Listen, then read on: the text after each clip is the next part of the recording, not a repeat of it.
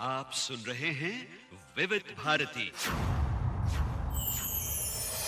आज के मेहमान इस कार्यक्रम में आइए सुनते हैं टीवी और फिल्म अभिनेता संजीव शर्मा से जी शाम की बातचीत। श्रोताओं नमस्कार। आज हमारे स्टूडियोज में एक बड़ी खूबसूरत शख्सियत यहाँ पर उपस्थित है और उनका अनुभव और ख़ास करके जो रेडियो के साथ इनका संबंध है, हमारी जो पहले बातचीत हुई है उसमें, तो ये बिल्कुल साबित होता है कि ये हमारे जितने श्रोता सुन रहे हैं ये आप ही की तरह हैं, आप में से ही निकले हैं और जब आपसे मुखातिब हैं तो निश्चित रूप से आपकी अपनी बात ही कहेंगे। और जहाँ तक इनके काम की बात है तो बातचीत में आगे आपको पता चलता ही रहेगा। जैसे ही आपको इनका काम पता चलेगा तो इनका चेहरा भी आपके सामने नज़र आ जाएगा और वो चेहरा इतना खूबसूरत है जो आप हमेशा देखना भी पसंद करेंगे और साथ ही साथ आने वाले दिनों में भी इन्हें आशीर्वाद भी देंगे और एक दर्शक के रूप में इनके साथ हमेशा बने रहेंगे। इसी उम्मीद के साथ हम जो है श्री संजीव शर्मा जी, आपका बहुत बहुत स्टूडियोज़ में स्वागत करते हैं। Thank you so much Shyam ji, thank you so much Vividh Bharati, each and everybody, और आप जितने सभी लोग हैं सबका बहुत बहुत धन्यवाद कि आज मेरी कई सालों की मुराद पूरी हुई। शाहरुख खान सर ने अपनी फिल्मों में कहा है कि किसी चीज़ को इतनी शिद्दत से चाहो कि सारी कायनात मजबूर हो जाए वो आपको देने के लिए। तो टीवी, फिल्म, वेब सब करने के बाद एक तमन्ना ये थी कि रेडियो पे काश एक बार मौका मिले मुखातिब होने का। तो आज ऊपर वाले ने शायद मेरी वो प्रार्थना सुन ली। मिस्टर नीतीश अरोड़ा से मेरी मुलाकात हुई फेसबुक पर, उन्होंने पूछा मुझसे कि आप रेडियो करना चाहेंगे। मैं कहा हाँ बिल्कुल, अरे वाह क्या बात है, आपने मेरे दिल की बात कह दी। तो फिर बातें आगे बढ़ी और आज मौका है कि आज मुंबई विविध भारती में मैं यहाँ पे बैठा हूँ और आप सभी टैलेंटेड लोग हैं, खूबसूरत लोग हैं, उन सबके बीच में मैं बैठा हुआ हूँ और आज मेरा इंटरव्यू है। तो बहुत ही स्पेशल फील कर रहा हूँ, बहुत ही अलग महसूस कर रहा हूँ। पिछले कुछ दिनों से मन में एक द्वंद्व चल रहा था, कुछ चीज़ों को लेके चलता है, सभी की लाइफ में चलता है, लेकिन आज यहाँ आकर मैं इतना फ्रेश महसूस कर रहा हूँ कि एक दिन होगा कि जब ये प्रोग्राम आएगा तो मैं अपने कानों से अब सुनूंगा कि विविध भारती पर संजीव शर्मा यानी मैं, ईश्वर का बंदा है, जो एक फैमिली मैन है, जो अपने गुरु का भक्त है, जो अपने दोस्तों का दोस्त है और जो अपने प्रोड्यूसर्स, अपने डायरेक्टर, अपने को एक्टर्स का यार है, दोस्त है। तो आज वो यहाँ बैठ के अपनी आवाज़ कोशिश करेगा कि अच्छे से एक मैसेज, अच्छे से अपने बारे में कुछ बातें, कुछ अच्छे संगीत, कुछ म्यूज़िक, कुछ गाने। तो यहाँ पर एक मौका मिला है उसको पेश करने का और थैंक यू श्याम जी, आपके सामने बैठने की हिम्मत कर पा रहा हूँ। इतनी खूबसूरत आवाज़ के मालिक हैं कि मुझे लग रहा है मैं रेडियो पे बैठा हुआ हूँ और मैं सामने से बात कर रहा हूँ। Thank you so much sir. बहुत बहुत धन्यवाद आपको। विविध भारती को इतने प्यार से आपने याद किया है और आज साथ भी मिल गया है विविध भारती का आपको। विविध भारती की एक लाइन मुझे अभी मैडम होता है कि सुरीली धड़कन, जब से पैदा हुए हैं सर कानों में वही आवाज़ जी, वही आज भी याद है कि हवा महल का म्यूजिक, सैनिक भाइयों के लिए प्रोग्राम जयमाला, छाया गीत जी, और कृषि भाइयों के लिए प्रोग्राम। तो ये सब चीज़ें जो हमारे कान में बचपन से ही, जैसे कहते हैं ना कि मतलब गुरु कुछ मंत्र कहते हैं, तो मुझे लगता है कि वो आवाज़ जो है ना रेडियो की, स्पेशली विविध भारती की, तो आज भी उन लोगों की आवाज़ कहीं ना कहीं मन में घूमती रहती है। और पेश है सैनिक भाइयों के लिए जयमाला कार्यक्रम। ये तो मरने के बाद ही खत्म होगा, लेकिन जब तक जीवित हैं, मेरी उम्र के लोग हैं या मेरे से बड़ी उम्र के लोग हैं या वो लोग जिन्होंने विविध भारती को सुना है अब तक, क्योंकि अब तो काफ़ी चेंजेस हो चुके हैं, तो मुझे नहीं लगता सर कि ये ऐसी चीज़ है जो आप कभी आसानी से भूल पाएंगे। और आज वहीं उसी जगह पर बैठकर, उसी स्टेशन पर, मैं फिर से बोलूँ, मैं बहुत बड़ी किस्मत है कि मेरी यहाँ बैठकर मैं बोल पा रहा हूँ, बोलने की हिम्मत जुटा पा रहा हूँ। क्या बात है। तो चलिए हम ऐसा करते हैं कि आपके पुराने दौर को याद करने की कोशिश करते हैं, करवाने की कोशिश करते हैं। ये सफ़र जो यहाँ तक पहुँचा है आपका, जाहिर है हर तरह से कभी अड़चने भी आती हैं, कभी कई लोग मिल जाते हैं, जो पूरी कायनात मिल जाती है, जैसा भी आपने कहा, वो चीज़ दिलाती है, वो आपका जो सोचा हुआ काम है वो दिलाता है, जो सोची हुई बात है वो करने के लिए आपको सहयोग देता है। तो शुरुआत कैसे हुई? अच्छा, जन्म से करते हैं शुरुआत, अगर करनी जी है जी तो बिल्कुल बिल्कुल। बिल्कुल बिल्कुल। कहाँ जन्म हुआ आपका? सर मेरा जन्म हुआ गाजियाबाद में, जो यूपी में है, दिल्ली एनसीआर में आता है, तो वहाँ मेरा जन्म हुआ। और पढ़ाई लिखाई कहाँ हुई आपकी? बचपना कहाँ बीता आपका? बचपन सर गाजियाबाद में बीता, बेसिक शिक्षा भी वहीं हुई 8वीं तक। उसके बाद मेरे पापा जो बैंक में थे, उनके ट्रांसफ़र होते रहते थे, तो फिर मौका मिला उनके साथ विभिन्न शहरों में जाने का और वहाँ की स्कूल और कॉलेज में पढ़ने का। उसके बाद मैं वापस आया गाजियाबाद, मैंने अपनी ग्रेजुएशन पूरी की, फिर पोस्ट ग्रेजुएशन पूरी की। किस विषय में किया आपने? सर मैंने बीकॉम किया था, एक सपना देखा था कि सिविल सर्विस करने का, उसके लिए फिर मैंने एमए हिस्ट्री ज्वाइन किया, फिर हिस्ट्री को अध्ययन किया, पूरा एग्ज़ाम दिए, सब कुछ किया, बट समहाउ क्या होता है ना, राहें आपकी अलग अलग लिखी होती है, लेकिन मलाल नहीं है कि हाँ मैंने ये नहीं किया, हाँ नहीं, मैंने लेकिन किया। इतिहास की आपने जब बात की है जी तो आपके जितने सीरियल्स हैं, जी जो धारावाहिक हैं, जी। वो ऐतिहासिक न भी कहें तो पौराणिक तो है ही, पुरानी चीज़ों से जुड़े हुए हैं, जो आपको पसंद था। हाँ आपने वो एग्ज़ाम के लिए, तैयारियों के लिए बिल्कुल किया था ज़रूर, लेकिन वो आपके अंदर था और वो आपको मिलना था, तो वो दूसरे किरदारों के रूप में, माइथोलॉजी के रूप में, एक स्क्रीन पर जो है घर घर पहुंचने के रूप में आप तक पहुंचाए हूँ। आपने मेरी बात को बिल्कुल सही पकड़ लिया एकदम, कि वो कहते हैं ना समथिंग हैपन फॉर समथिंग, मतलब बिल्कुल। कुछ होता है किसी चीज़ के लिए, तो वही शायद ज़िंदगी में लिखा था। कई लोग उनसे पूछते हैं कि क्या आपको फ़र्क लगता है कि सोशल सीरियल में और माइथो में डिफरेंस क्या है। बड़ा अच्छा क्वेश्चन था, किसी जर्नलिस्ट सर ने पूछा था मुझसे, तो पता नहीं कहाँ से मेरे अंदर एक आंसर आया कि सर क्या होता है कि जो सोशल सीरियल होते हैं ना, उसमें सोशल लाइफ हम जो जी रहे हैं वही कर रहे होते हैं, लेकिन जब हम माइथो करते हैं और जब हम उस यूनिफॉर्म, उस ड्रेस को पहनते हैं, उस गेटअप में, उस मुकुट में, उस महल में जो बना हुआ होता है, और जो सामने भगवान विष्णु खड़े हैं, भगवान महादेव खड़े हैं, मतलब एक अपीयरेंस ऐसा होता है कि उससे हम लगता है कि यार ये चीज़ जो मुझे अभी फील हो रही है, ये चीज़ रियलिटी में कैसी होगी, शायद ऐसी ही होगी। तो एक अलग ही युग में चले जाते हैं, एक अलग ही माहौल होता है वो, एक माइथो का मतलब एक पुराना भक्ति में एक माहौल होता है कि यस, सामने प्रभु खड़े हैं, ये खड़े हैं, नारद जी खड़े हैं, we are discussing and all. Parvati, जैसे मैंने अभी शिव शक्ति मैंने किया था, तो पार्वती डॉटर का किरदार उन्होंने किया, तो वो एक अनुभूति ही अलग होती है सर, वो माइथो करने की। वो बहुत पेनिंग भी होता है, आपका जो कॉस्ट्यूम होता है बहुत कभी चुभ रहा होता है, कोई कुछ हो रहा है, गर्मी होती है, कई बार एसी नहीं चल रहा होता, लेकिन फिर भी आप एक मुस्कान के साथ वहाँ खड़े होते हैं और अपनी मतलब अदाकारी को वहाँ निभा रहे होते हैं, और जैसे ही कट होता तो आप ओहो ये चुभ रहा जैसे लेकिन आपके मुस्कान जो है ईश्वरीय है। बिल्कुल आप उसी तरह से मुस्कुराते हैं। अच्छा ये बताइए कि सामाजिक जो है, फिल्में हो या फिर धारावाहिक, तो जो समाज में घट रहा होता है हम स्वयं भी उसे देखते हैं, उसके साथ में वाबस्ता होते हैं हम, तो हम उन किरदारों को कर सकते हैं, लेकिन जो किरदार देखे नहीं हैं, माइथोलॉजी के जो किरदार हैं, वो जितने भी कैरेक्टर्स हैं वो देखे हुए नहीं रहते, तो उन्हें करने के लिए कैसी अलग से तैयारी क्या करनी पड़ती है, क्या भाव आता है? अगर आप शिवजी का पार्ट कर रहे हैं किसी एक धारावाहिक में, तो शिवजी की तरह फील करना, शिवजी की तरह दिखना, वो तो मेकअप से और वगैरह जो पहले से हमारे पास छवियां हैं, उन छवि के आधार पर, लेकिन जब आप परफॉर्म करते हैं तब क्या डिफरेंस रहता है, आपको क्या लगता है तब? इसका जवाब मैं आपको ऐसे देना चाहूँगा श्याम जी, कि जब हम एक पुलिस वाले का करेक्टर करते हैं, अगर हम कोट पैंट शर्ट पहने तो हमारे वो एक फीलिंग अलग होती है, जब वो यूनिफॉर्म हम लोग जो पहनते हैं तो वो जो फील आता है ना, वैसा ही फील आता है जब आप माइथो में एक करेक्टर का कॉस्ट्यूम है, एक माहौल है। और मेरे साथ तो सर ये थोड़ा सा मतलब मेरा गुड लक ये रहा है कि मैं एक धार्मिक परिवार में पैदा हुआ हूँ और काफ़ी विषयों की मेरी जानकारी भी है, अपने धर्म के बारे में भी। हालांकि मैं इस बारे में बात नहीं करूँगा, लेकिन क्या होता है आप बचपन से जिस माहौल में रह रहे होते तो उसमें आपको ज़्यादा स्ट्रगल नहीं करना पड़ता जानने के लिए, क्योंकि आपने बहुत सारी चीज़ें पढ़ी होती हैं, देखी होती हैं, आपने फोटोग्राफ देखे होता है, आपको पता हाँ यार ऐसी होगा। लेकिन जब आप उस गेटअप को, उस करेक्टर को धारण करते हैं, पता नहीं क्यों, आई डोंट नो, कि वो एक ऑटोमेटिकली आपकी जो शैली है, जो आपका जो एक मन है ना, मैं उसको एक शब्द क्या दूं कि आपका ना everything get change, you know, हर चीज़ बदल जाती है, आप वैसे ही बिहेव करने लगते हो, क्योंकि आपको बस उस गेटअप निभाने की एक जिम्मेदारी होती है कि नहीं यार मैं इसके साथ एक न्याय करने वाला हूँ, मतलब मैं इसको धारण किया हुआ है। एक एक्टर का पूरी कोशिश होती है कि वो जो अपने व्यूअर्स हैं, उनको जो देखने वाले हैं, उनके साथ वो न्याय कर सके। बिल्कुल, तो उनको लगे हाँ यार ये आदमी बिल्कुल मतलब महादेव लग रहा है, या मतलब भगवान विष्णु के उसमें रूप में। यार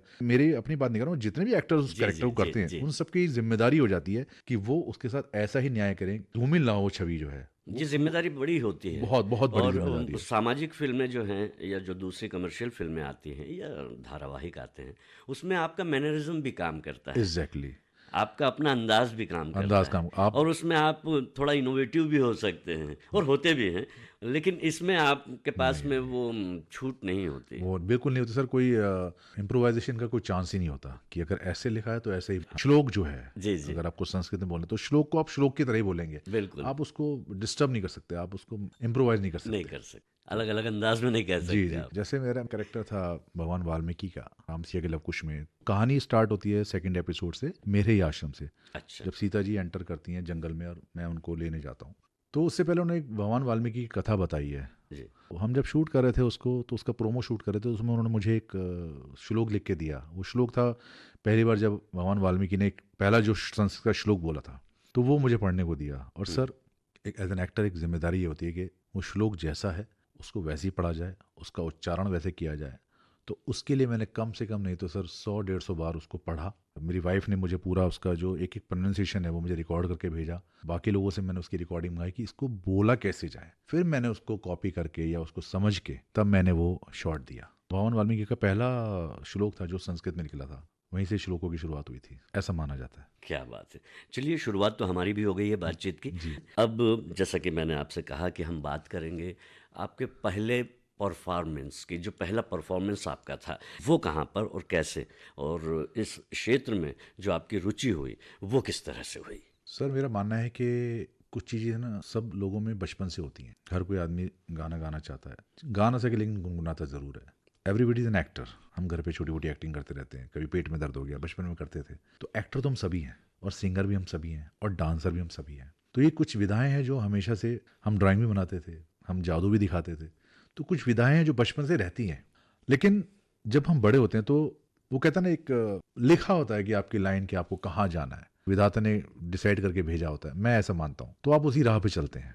आप कई जगह इधर उधर भटकते हैं, लेकिन अंत में आप वहीं पहुंचते हैं जहाँ आपको जाना होता है। ये सत्य है जीवन का। मैं भी चाहता था सर, लेकिन शुरुआत ऐसे हुई सर कि मैं जब 8th क्लास में था, उससे पहले हम सब करते रहते हैं एक्टिंग, डांस वांस सब। तो जब मैं 8th क्लास में था तो हमारी एक टीचर हैं, अभी भी हैं, बलबीर कौर जी, उनका नाम मैं लेना चाहूँगा स्पेशली, क्योंकि वही जो कहते हैं ना कीड़ा जो उन्होंने डाला वो दिमाग में, वो ही। अच्छा, ये जो अच्छे काम जितने होते हैं उसके पीछे ये कीड़ा कहाँ से आ जाता है? सर एक कहावत है ना कि रुचि जगाई कि मतलब हाँ, मतलब रुचि जगाई, या किसी ने पिंच किया, या किसी ने मतलब उस और प्रेरित आपको चूज किया। तो वो एक आम भाषा में बोलते हैं कि कीड़ा। हाँ, नहीं, बड़ा अच्छा है ये कीड़ा। तो अच्छा रहे तो ज़्यादा अच्छा है। तो सर वो हमें कॉमर्स पढ़ाया करती थी, और बहुत ही स्ट्रिक्ट थी वो। और उनको देख के मतलब सामने मतलब पैर कांपने लगते थे। शैतान तो हम शुरू से थे। अभी तो नहीं है ना? अभी भी कभी कभी। और मैं चाहता हूँ हर व्यक्ति को शैतान होना चाहिए। तो काम न करना, कुछ ना करना, सजा मिलती रहती थी। कभी हैंड्सअप कर लो, कभी कुछ कर लो। हमारे स्कूल में एक 26 जनवरी को एक कुछ प्रोग्राम होते हैं ना स्कूल में जैसे होते, तो प्रोग्राम का आयोजन हो रहा था। तो मैडम जो हैं बलबीर मैम, वो एक नाटक का मंचन कर रही थी, निर्देशन कर रही थी उसका। Nobody was interested basically. तो वो उनको पकड़ पकड़ खींचना पड़ा। तो मेरी क्लास में आई, देखा ऐसे करके, अच्छा ए you Sanjeev Sharma come out. क्या हो गया? Out out. देखा बहुत सारे 10-12 लोग जो लाइन में खड़े हो गए। क्या चल रहा है? ऑडिशन चल रहे हैं। अच्छा ये लाइन बोल के दिखाओ। हमने एक लाइन बोली, अच्छा ठीक है तुम रुक जाओ। जो अच्छे लगे उनको रख लिया, बाकी को भेज दिया। हम एक नाटक कर रहे हैं बहू की विदा, उसमें ऐसे ऐसे दहेज के ऊपर कहानी है, और तुम्हें लड़की का भाई बनना, तुम्हारी एक ही लाइन है। ओके मैडम, मरता क्या ना करता। रिहर्सल शुरू हुई सर, वो एक लाइन करते करते करते करते पता नहीं, आई डोंट नो, वो जो मेन रोल था ना, जो एक बुजुर्ग हैं जो ससुर का कैरेक्टर कर रहे थे, तो उनका बहुत बड़ा रोल था। वो करते करते पता नहीं क्या हुआ, मैडम बोली ससुर का रोल आप करोगे। मैंने कहा मैडम मतलब ये क्या, ये हो नहीं सकता। तो मतलब मैं तो एक लाइन के लिए आया था। नहीं नहीं नहीं नहीं, अब तो ये तुम ही करोगे। पता नहीं उन्होंने मुझे क्या देखा, आई डोंट नो सर। वो 8th क्लास में मैंने एक बुजुर्ग का कैरेक्टर किया जो दहेज का लालची होता है, पूरे बाल बाल सफ़ेद करके, मूछ वूछ लगा के, सब अरेंजमेंट करके, और बहुत प्रशंसा मिली सर।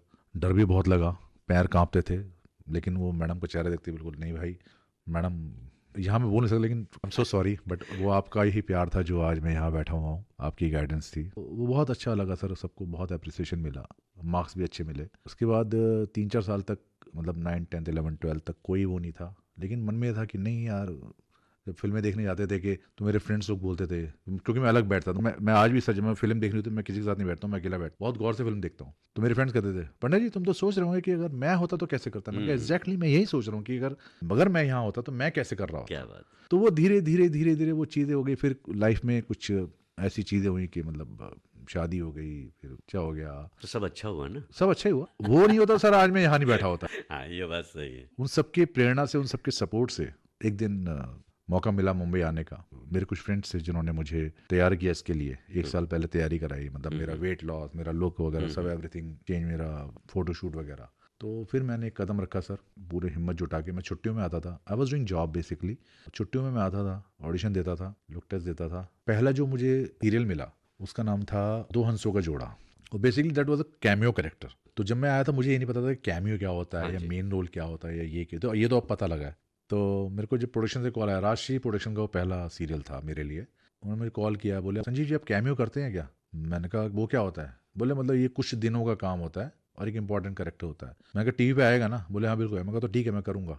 तो इतनी समझ नहीं थी कि मतलब क्या होता है, ठीक है एक बार आना दिखना है क्या होता है। वो 2 दिन 3 दिन का काम था शायद, वो हफ्ते भर पूरा चला, वो पूरा सीक्वेंस था। एक जो डांस कॉम्पिटिशन का जज होता है, जो विलेन होता है, वो मैंने कैरेक्टर किया। वो हफ्ते भर चला सर, बड़ा अच्छा लगा करके, बहुत सारी चीज़ सीखने को मिली, पैसे भी मिले। फिर उसके बाद एक और ऑडिशन मैंने देने गया, तो विक्रम भट्ट जी की फिल्म थी हॉन्टेड करके, तो बहुत छोटा कैरेक्टर, मतलब ठीक है, लेकिन मेरे लिए बड़ी बात क्या थी सर, मेरे लिए कैरेक्टर उससे मायने नहीं था। मेरा था कि मैं उन लोगों के बीच में बैठा हुआ हूँ जिनको मैं देखता था कि यार ये लोग टीवी पे आते हैं या ये लोग ये काम करते हैं। वैसे ही जैसे आज मैं यहाँ बैठा हूँ विविध भारती में और मैं आप सब लोगों को सुनता हूँ, पहले भी और लोगों को सुनता था, तो मैं ये सोचता यार ये लोग कैसे काम करते हैं। तो आज मुझे पता लग रहा है कि ऐसे काम होता है। तो वही फीलिंग मेरे लिए तब थी। आप डायरेक्टर के सामने बैठे हो, आप एक्टर्स के सामने बैठे हो, वो चीज़ कैसे हो रही है, शॉट कैसे ले रहे हैं, डायलॉग कैसे हो रहा है, ये सब चीज़ें ना मेरे लिए वो लर्निंग पीरियड था। जब मैं पैसे या मेरे लिए कैरेक्टर कोई बहुत बड़ी बात नहीं थी, क्योंकि मैं ऑलरेडी जॉब में था। तो बस मैं वापस जाता, जॉब करता, जब छुट्टी मिलती तो मेरी टिकट ऑलरेडी बुक रहती। मेरी फैमिली कहती थी कि यार अब छुट्टियों का टाइम आया हुआ है, अब तुम बॉम्बे चले जाओगे। ये भी एक फेज़ था। फिर धीरे धीरे करते करते मैंने शिफ्टेड टू मुंबई और उसके बाद फिर कहानी धीरे धीरे आगे बढ़ी। संजीव जी अपनी बातें बता रहे हैं, बड़े ही प्यार के साथ बता रहे हैं और उसी प्यार को आगे लिए चलते हैं। जी बिल्कुल। संजीव जी, फिर जब आपको ऐसा लगा कि ये रोल मेरा जो है पहला रोल, मैं इसको मान सकता हूँ जिसमें आपने थोड़ा बड़ा किरदार निभाया हो, ऐसा कोई धारावाहिक? सर मेरे 4 ऐसे सीरियल हैं जिनको मानता हूँ कि वो एक मार्क है मेरी लाइफ के लिए अभी तक। और सबसे बड़ी बात है सर कि वो जो 4 सीरियल हैं मुझे सेम प्रोडक्शन ने दिए। अच्छा। ये मेरे लिए बहुत बड़ी बात है। मैं शुक्रगुजार करता हूँ सिद्धार्थ तिवारी सर का, अमोल जी का, राहुल तिवारी सर का, ये जिनके प्रोडक्शन ने मुझे 4 बड़े सीरियल दिए सर। बाकी उससे पहले मैं काम कर ही रहा था, लेकिन वही 3 मंथ 6 मंथ्स मतलब ठीक है। लेकिन वो जो सीरियल हुआ जैसे राधा कृष्णा, बहुत फेमस सीरियल था सर, स्टार भारत का, तो उसमें मेरा कैरेक्टर था अक्रूर जी। बेसिकली कंस के सेनापति होते हैं। अच्छा। और विलन साइड में हम 2 ही लोग थे, कंस और अक्रूर। अच्छा। और दूसरी साइड पे भगवान Krishna, Balram ji and so on. ये भी मुझे एक्सीडेंटली मिला, मतलब पहले कोई और कलाकार कास्ट हो गए थे, फिर कुछ हुआ, फिर मेरी एंट्री हुई उसमें दोबारा थे। बट मैं बहुत विलिंग था उसको रोल को करने के लिए, क्योंकि पर वो नेगेटिव रोल नहीं लगा आपको? नहीं सर, वो नेगेटिव नहीं था एक्चुअली। मुझे लगता तो नाम सोचेंगे अक्रूर, तो दैट क्रूर एंड अक्रूर। हाँ, क्रूर नहीं है। क्रूर नहीं है। हाँ, ये मुझे लगा कि शायद अक्रूर है वो। हाँ वो अक्रूर है। अच्छा अच्छा। अक्रूर जी महाराज जी का मंदिर भी है राजस्थान, उनका कई जगह वर्णन आता है। तो मुझे लगा ये नेगेटिव कैरेक्टर है, लेकिन हाँ, शुरू जी। में क्या होता है कि नेगेटिव होता है। नेगेटिव मतलब वो नेगेटिव नहीं है, बट वो इस जो राज सिंहासन है जी जी। जिसपे कंस बैठे हुए हैं, इससे पहले उनके पिताजी बैठते थे, तो वो क्योंकि कृष्ण के नाना है और वो कृष्ण के मामा है, तो वो जो राज सिंहासन के प्रति जो मेरी आस्था है मैं उसको निभा रहा हूँ। कई बार क्या होता है, आपका राजा कई बार गलत होता है, आप समझाने का प्रयास करते हैं, जो आपका जो बॉस होता है ऐसे मत करो प्लीज ऐसे, लेकिन आप उससे बंधे हुए उससे। लेकिन एक टाइम ऐसा होता है कि जब सब चीज़ें खत्म हो जाती हैं, खराब हो जाती है, फिर आप कहते हैं कि ठीक है मैं अब अपनी ड्यूटी करूंगा जो मुझे करना चाहिए। तो अक्रूर जो कैरेक्टर है वो उस सिंहासन से बंधा हुआ है, वो जो मथुरा का जो सिंहासन है वो उसके प्रति उनकी आस्था है और उसके लिए वो कुछ भी करने को तैयार है। लेटर ऑन जब सब चीज़ें विफल हो जाती हैं, कंस पूरा प्रयास करता है कि भगवान कृष्ण को मार दिया जाए या कुछ भी कर दिया जाए, डिस्ट्रॉय कर दिया जाए, तो लेटर ऑन फिर सब दानव खत्म हो जाते हैं, सब असुर खत्म हो जाते हैं, तो अंत में अक्रूर ही बचते हैं। अच्छा। तो कंस उनसे बोलते हैं कि नाउ अब सब तो चले गए भाई, सबको कृष्ण ने खत्म कर दिया, अब दिस इज योर ड्यूटी, अब आप जाओगे और उन दोनों भाइयों को बंदी बना के लेके आओगे। अक्रूर कहते हैं ओके नो प्रॉब्लम यार, मैं आपके लिए कुछ भी करूंगा, आप महाराज हैं। तो वो जब जाते हैं सर वहाँ पे मिलने, तो देखते हैं कि कृष्ण और बलराम बहुत छोटे बच्चे हैं। कहते हैं यार ये इतने बड़े छोटे बच्चे और ये तो इंसानियत ही नहीं है। तो वो फिर भी प्रार्थना करते हैं कि भैया आपको एक वहाँ पे दंगल टाइप है, द्वंद्व युद्ध है वहाँ पे, तो महाराज कंस ने आपको इन्वाइट किया है। वो कहते हैं हाँ ठीक है चल तो चलते हैं। उनका मन नहीं मान रहा होता, लेकिन वो लगा कुछ गलत कर रहा हूँ मैं। तो वो कहते हैं कि यार मतलब आई एम सो सॉरी कि मतलब मैं आपको बता दूं कि वो बेसिकली आपको मारने की तैयारी कर रहा है, ये करता है, बट मैं नहीं चाहता कि आप जाएं। फिर वहाँ पर जो है भगवान कृष्ण को अपने विराट रूप दर्शन देते हैं कि मैं ये हूँ, तो वहाँ पर अक्रूर की भावनाएं बदल जाती हैं। उससे पहले वैसे शुरू हो जाती है, क्योंकि उन्हें पता लग जाता है कि इतने चमत्कार हो रहे हैं तो कोई ना कोई शक्ति तो है, तो वो फिर कृष्ण में हो जाते हैं। तो फिर वो उनको क्रूर वॉज द रीजन कंस को मारने में, कि जो भगवान कृष्ण और बलराम को लेके जाते हैं और वहाँ पे फिर द्वंद्व युद्ध होता है, तो वहाँ पे कंस को मार दिया जाता है। तो ये एक कैरेक्टर जो मुझे बताया गया, तो मैंने कहा यार ये तो बहुत ही अच्छा, बहुत अच्छे तरीके से हम लोगों ने किया। कैसा प्रतिसाद मिला उस कैरेक्टर का आपको? बहुत सर, बहुत, मतलब मुझे इतना फेम मिला कि जो अक्रूर के जो वंशज हैं उन्होंने मुझे इंस्टाग्राम पे मुझे फॉलो किया, मुझसे बात करते थे। मैं बहुत बड़ी बात थी कि अक्रूर। हमारे श्रोताओं के लिए भी ये जो कथा है हाँ। ये अनसुनी है। हाँ। और इसके अलावा भी जो दूसरे 3 और हैं, 4 हाँ जो सर, मेन थे उसमें आपके। एक रामसिया के लवकुश जो कलर्स पे था, उसमें मैंने लॉर्ड वाल्मीकि का करेक्टर किया। जी। तो that was a parallel lead character. Serial की कहानी है कि जब सीता जी को वन में छोड़ दिया जाता है तो वहाँ पर वाल्मीकि जी उनको आश्रम में ले जाते हैं और वहीं पर ये लवकुश का जन्म होता है। तो इस कहानी वहाँ से स्टार्ट होती है। तो it was a beautiful character, wonderful character, everything was good. मतलब उसमें सर मुझे इतना, आई डोंट नो, अपने देश में तो मुझे पता नहीं, लोगों ने बहुत अप्रोच किया, लेकिन मुझे इंडोनेशिया से, मुझे बाली से, जहाँ पर हिंदुज़म है जहाँ पर, वहाँ लोगों ने मुझे कांटेक्ट किया, मुझसे बातें की, मुझे बहुत एडमायर करते थे, मेरे बहुत पोस्टर बना के भेजते थे। और उसके बाद गुरु पूर्णिमा पे जो है मेरे वो पीछे सॉन्ग लगा के उसको एक रील बना के मुझे भेजते थे। तो that was an special feeling for me.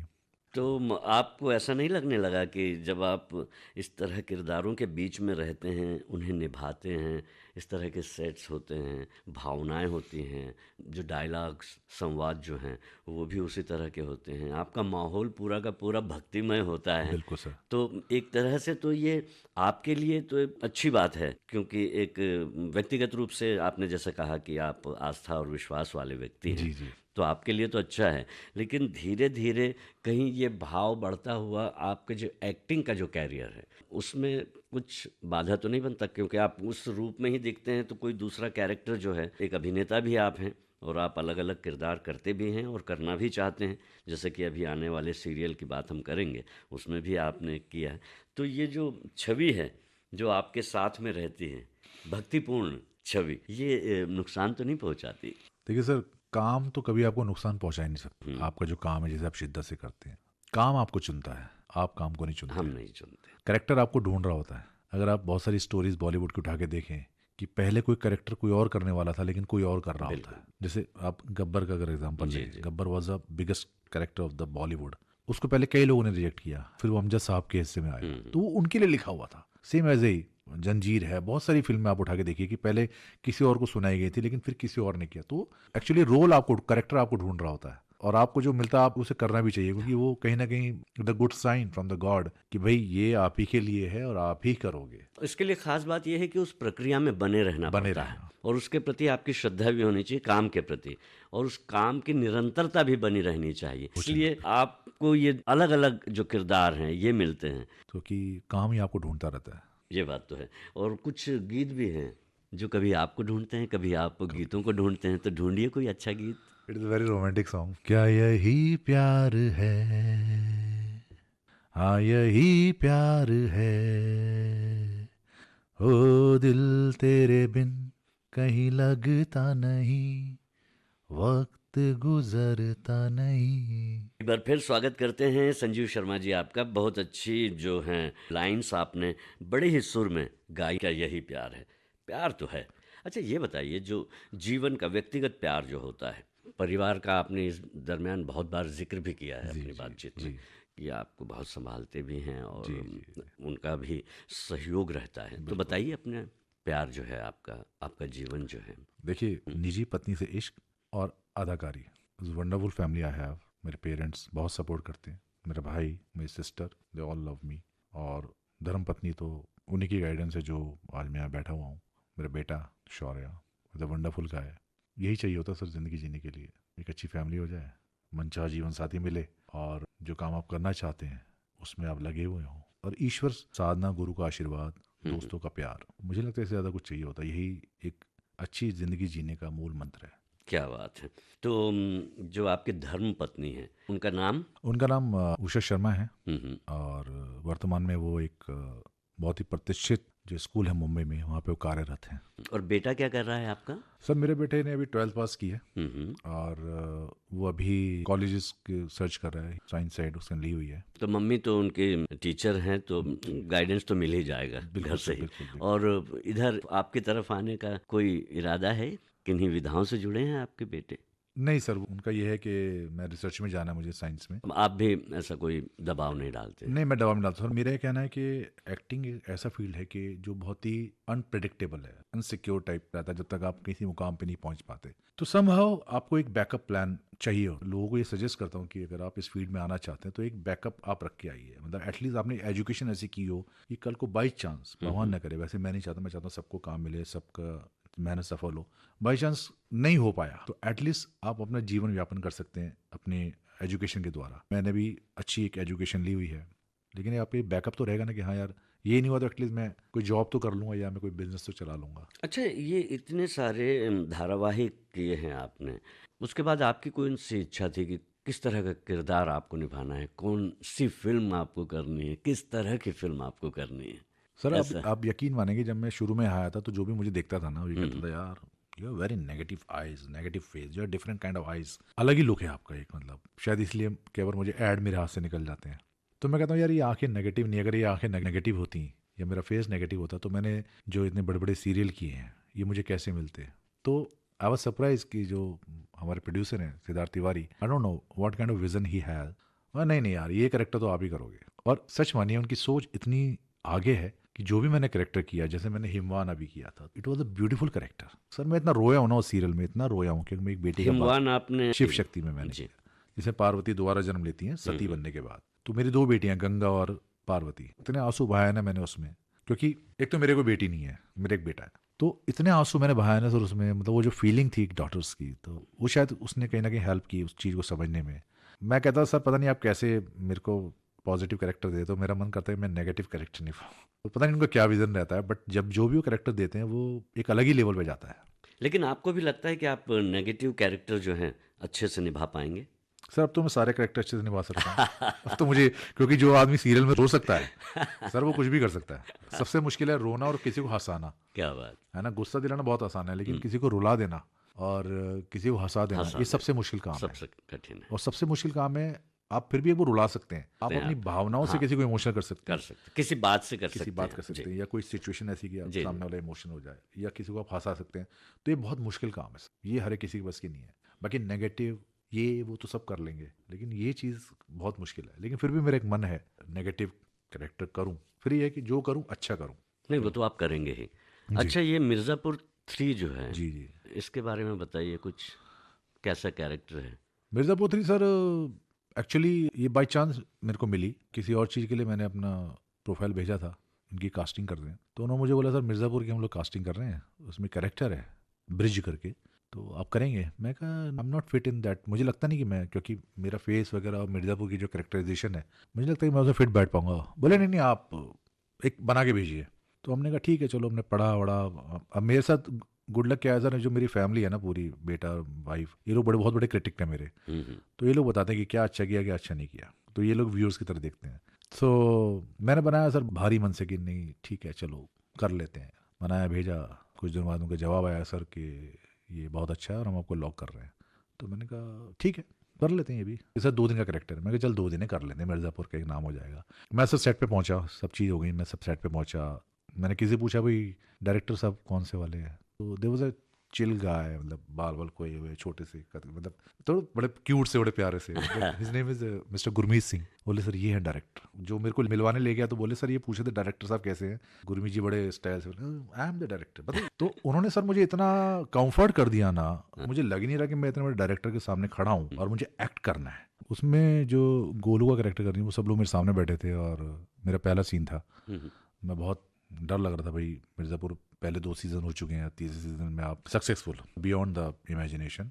तो मैंने सर से पूछा, मैं कहा गुरमीत जी कैसे? बोले जैसे आप चाहो, जैसे आपको फील लगे, जो आपको कैरेक्टर में जम रहा हो आप वैसे ही करना, बाकी इधर उधर होगा तो मैं बता दूंगा। सर किया मैंने और उनके इस बात ने मुझे बड़ी हेल्प की। इवन अली ने मुझे बहुत सपोर्ट किया, गोलू ने मुझे बहुत सपोर्ट किया, बिल्कुल कंफर्टेबल करा के। पहला सीन था सर मेरा, मेरी पहली एंट्री थी। और उसके बाद सर शॉट खत्म हुआ, मैं कहा ओके सर, गुरमीत सर कभी आगे कभी हो तो याद कीजिएगा। बोले आगे क्या मतलब? मैंने कहा मतलब इट वाज फॉर 2 डेज ना। बोले नहीं आपको किसने बताया? यही सुना था। बोले नहीं भाई, तो उन्होंने अपने जो एसोसिएट हैं उनकी टीम में सौरभ, उनको बोला कि आप बाहर जाइए, इनको समझाइए भाई अभी तो लखनऊ जाना है, बनारस जाना है। तो मैंने कहा हाँ, आई वाज सरप्राइज। मैं कहा अरे ये कंटिन्यूटी में है। हाँ मतलब आपको किसने बोला 2 दिन गए तो ये तो बहुत काम है आगे। तो मैं एक डिफरेंट सोच में था, यार ये कैसे हो गया।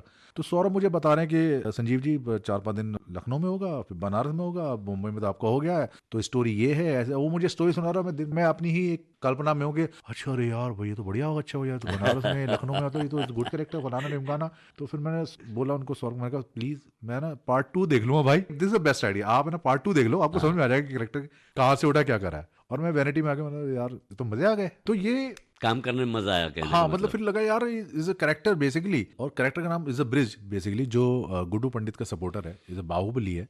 और वो हमेशा मीटिंग्स में अरेंज करता है उनकी, और बहुत अच्छे डायलॉग्स मुझे दिए गए हैं इसमें। और वैसे प्रार्थना करता हूँ कि वो सब जैसे हैं वैसे ही आए तो मज़ा आ जाएगा। लुक बहुत अच्छा दिया गया है, द गुड कैरेक्टर। 3 एपिसोड में मेरा काम है उसमें, और ऊपर वाले ने चाहा तो आगे वाली सीरीज में भी शायद गुरमीत जी ने चाहा तो आगे भी काम बनेगा, ऊपर बिल्कुल वाले ने चाहा बनेगा। तो।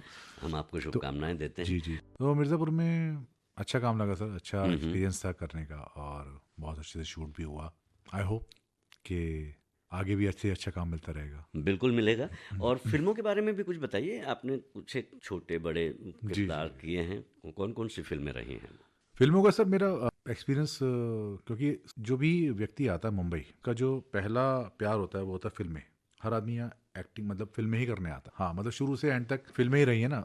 उसके बाद ये फिर टीवी आया, फिर सीरियल्स आए, now is time of web series and all. हर आदमी का एक चाह होती है दिल की कि मैं फिल्म ज़रूर करूँ, क्योंकि फिल्में ताउम्र तक याद रखी जाती हैं। सो मेरी बड़ी इच्छा थी, क्योंकि मैं भी फिल्म ही करने आया था। तो फिल्म की सर पहली फिल्म थी हॉन्टेड, बहुत छोटा कैरेक्टर था, आया और गया पता ही नहीं लगा। खैर anyway it was a good experience with the director, Vikram Bhatt ji की फिल्म थी ये, बड़ा सीखने को मिला उसमें। फिर मैंने सर फिल्म की एक पद्मावत में आई प्लेड अ ट्रांसजेंडर, लेकिन कुछ ऐसी चीज़ें हुई कि बहुत ज़्यादा करेक्टर बचा नहीं उसमें।